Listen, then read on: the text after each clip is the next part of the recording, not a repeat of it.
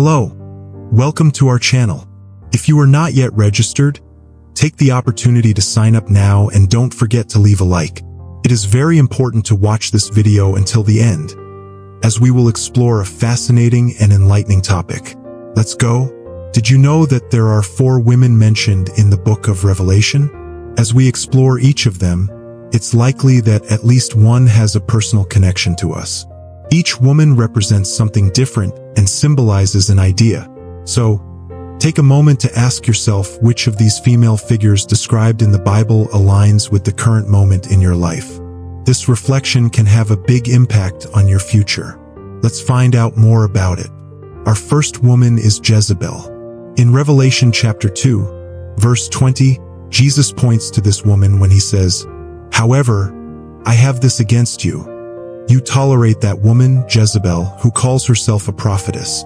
Through her teaching, she leads my servants into sexual immorality and to eat food sacrificed to idols." It seems that she could be religious or even Christian and calls herself a prophetess, but her actions indicate otherwise.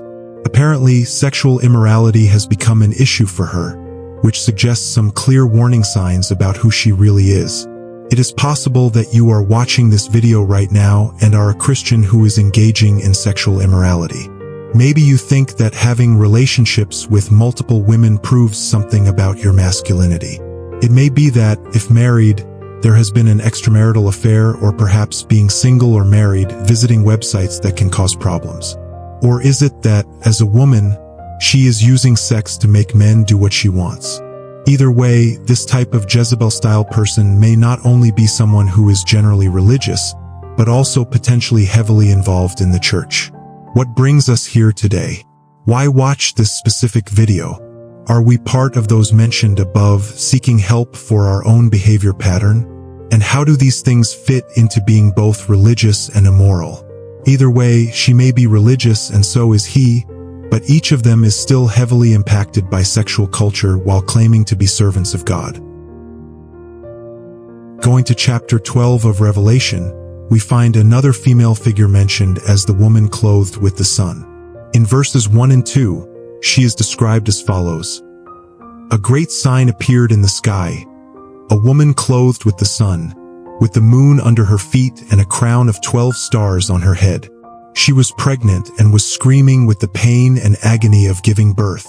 This makes us wonder, who could this woman symbolize? Who is the woman in chapter 12 of Revelation? To answer this question, it is important to remember Joseph's dream, in which he saw his parents prostrating themselves before him. Centuries later, we read about this same woman and her son in Revelation 12. The pregnant woman about to give birth symbolizes Mary, the mother of Jesus Christ, making an incredible connection between 2 books written at such different times. This shows that God's plan for salvation was already underway long before these stories were recorded.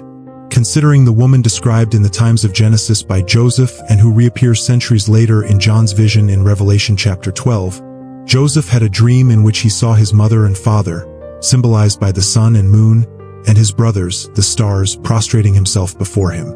This represented Joseph's family, including himself, forming the 12 tribes of Israel. Therefore, the identity of this woman is even clearer when we look at verses 4 through 6 of chapter 12, where a dragon is ready to devour her child as soon as it is born. This vivid image represents Mary giving birth to Jesus, who will rule all nations with an iron scepter, and is taken to God and his throne, while the woman flees to a refuge prepared by God. Most Bible scholars conclude that this woman symbolizes Israel, as she is pregnant and about to give birth to a boy who will rule all nations. This boy can only be Jesus Christ, so logically the woman represents Israel. But how can this woman represent you if you are not from Israel? Let's go one step further. What do we know about the Jews? They are a religious people. They pray several times a day and regularly attend the synagogue. Despite their strong devotion to faith, they reject Jesus as the only way to salvation.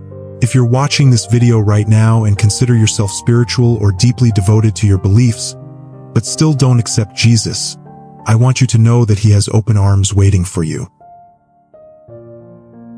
Now let's talk about the third woman, who is causing quite a stir.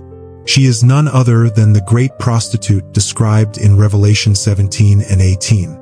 Most theologians believe that it represents some kind of erroneous worldwide religious system that will be present during the 7-year tribulation period.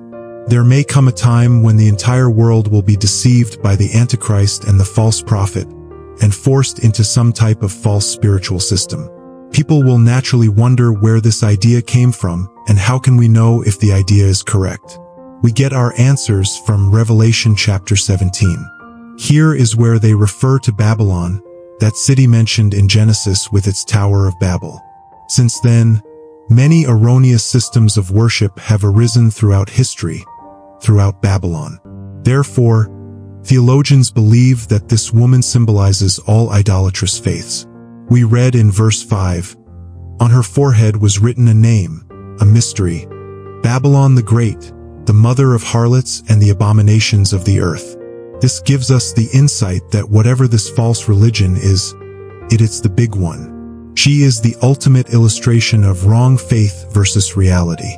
So how is this incorrect spiritual system portrayed? Let's continue a little further and I will demonstrate how you can correspond with this third woman in the book of Revelation. To begin, revisiting an earlier suggestion, we once again witness the notion of sexual misconduct. Some scholars believe this alludes to physical carnal sin. Others think it is a sign of spiritual infidelity. Let's see what verse 2 in chapter 17 has to say. "With her the kings of the earth committed adultery, and the inhabitants of the earth became drunk with the wine of her immorality." So everyone who follows this false religion may be under its influence in some way, which makes us wonder if there are groups that have been gaining traction lately. It appears they would permit and even promote sexual misconduct. Are there religious bodies today that present themselves as true followers of Christianity but still allow sexual immorality among their members? Well, let's move on to the next one. The second thing we can observe about this false religion is its global presence. Verse 15 tells us, "The waters that you saw where the prostitute sits are peoples, multitudes, nations, and languages." That speaks volumes. It's a kind of global presence for this system, an intensity that would be difficult to match by most associations that claim to be genuinely Christian while also practicing sinful activities like adultery or promiscuity within their ranks. It can even refer to certain churches that have created structures and embrace doctrines diametrically opposed to those originally established by Jesus Christ. These so-called Christians seem oblivious and reluctant when it comes to discerning what God truly wants from them, namely, absolute purity both within and without the walls of his temple. Have you ever wondered what could go wrong in the world over the course of 7 years? We have some answers about a global false religion that is poised to emerge during this time known as the tribulation, and it appears that everyone will be affected, regardless of their nationality, faith, or language. You may have heard that there are many groups out there that promote an inclusive attitude when it comes to beliefs and backgrounds. They claim that people can find various paths to God without having any specific creed or culture attached to them, kind of like walking down a long road with many branches branching off it at intervals. So, if we keep this idea in mind regarding this period of tribulation, perhaps we should not dismiss such notions entirely. 3 characteristics of a global false religion that will be present during the tribulation period. The third characteristic of a worldwide faith requires accepting that there are many ways to seek God other than Jesus Christ. It is very likely that someone, for fear of contradicting others by taking an unequivocal position, will dilute their Christian beliefs, as seen in the religious sect described here. "I'm a friend of someone, I'm not sure of anything," but all evidence points to progressive Christianity as part of the structure of a false religious organization emerging around the world, which would be wiser to consider, since only he has the words of eternal life, which, compared to any worldly teaching, seems so banal, transitory, and almost useless, but still valuable in spiritual terms. Again, progressive Christianity is a recent development in Protestantism that emphasizes social justice, environmental protection, and often includes an unconventional perception of Scripture. Because this movement encompasses various beliefs and opinions on different subjects, It is difficult to say whether certain aspects of progressive Christianity are in line with what is written in the Bible. Generally, its members do not accept that every word in the Bible comes directly from God and are not convinced that it is 100% true. Progressive Christianity has a different view of salvation compared to what is in the Bible. Instead of individual redemption from an eternity apart from God, they tend to emphasize collective salvation. The scriptures make it clear that people are saved by faith. It is important to evaluate every statement made by members of progressive Christianity against the scriptures and seek wisdom from God to recognize truth from error. He has guaranteed knowledge to all who seek him, as stated in James chapter 1, verse 5. No matter what this false religion is, I suggest you be very cautious about its end result. In Revelation chapter 18, verse 21, it is written that a powerful angel took a huge stone, like a millstone, and threw it into the sea, saying that with such violence Babylon the Great will be thrown, having been purified. Are you carrying something right now, physically or mentally, that keeps you from being fully who God created you to be? After the devastation of the great harlot, John sees this and announces in Revelation 19, verse 7, "Let us celebrate and rejoice and give him praises, for the time has come for the celebration of the marriage of the Lamb, and his bride is ready." My friend, this will certainly be one of the most amazing events that has not yet occurred. Acts of God for his saints. What an incredible image! Can you imagine spending eternity enjoying heavenly bliss alongside our beloved Lord? It doesn't get better than that, does it? It's right here. The Bible makes it clear that if you are aligned with the fourth woman in the book of Revelation, who is referred to as the bride of Christ, you are in for a surprise. My goal today is for you watching this video to identify with woman number 4, the bride of Christ. We hope this message has been eye-opening and inspiring for you. Please comment below if this story made sense to you and which passage or character from the Bible you would like to know more about.